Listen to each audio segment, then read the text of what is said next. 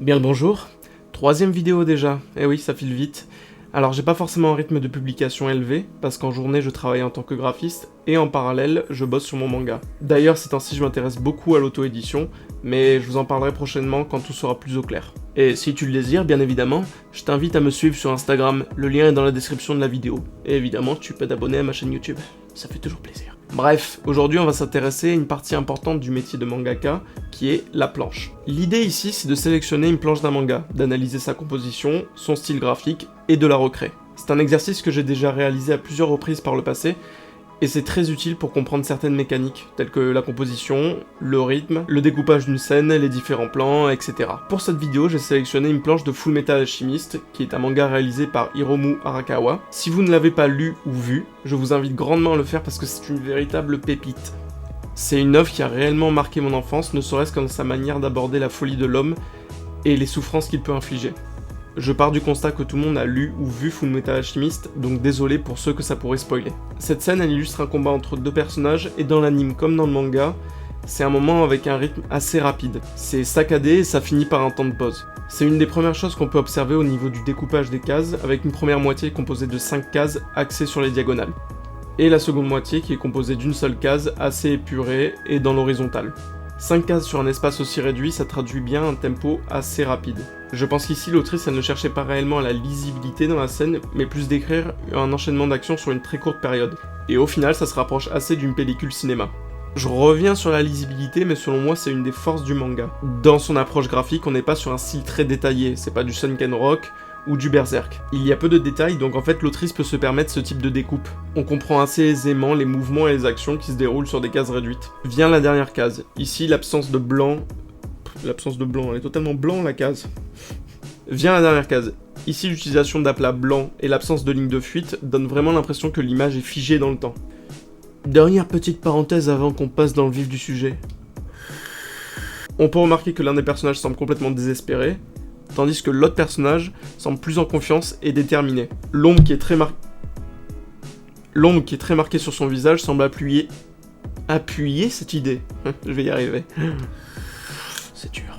Plan contre plan, et on finit sur un plan large du face-à-face. Ça ajoute cette notion de moment décisif. Je vais donc recréer cette planche en partant de mon analyse, et tenter de me l'approprier pour la retraduire dans mon style graphique. Alors ici, je te rassure, j'essaie pas de décrédibiliser l'œuvre, loin de là. Mais plutôt de comprendre d'une certaine manière le processus de création par lequel est passée l'autrice. Comme dirait l'autre, en avant Guingamp.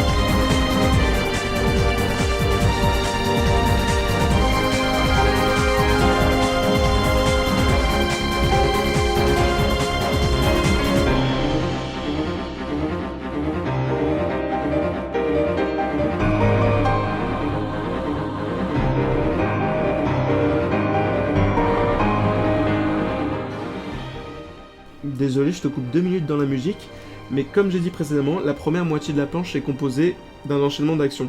J'ai donc pris la liberté d'ajouter un flou à certains endroits, ça permet de traduire un peu plus la notion de mouvement. Mais je vais éviter d'ajouter ce flou sur la dernière case, pour justement bien mettre en avant que le temps est comme à l'arrêt. C'est reparti, je t'embête plus, c'est promis.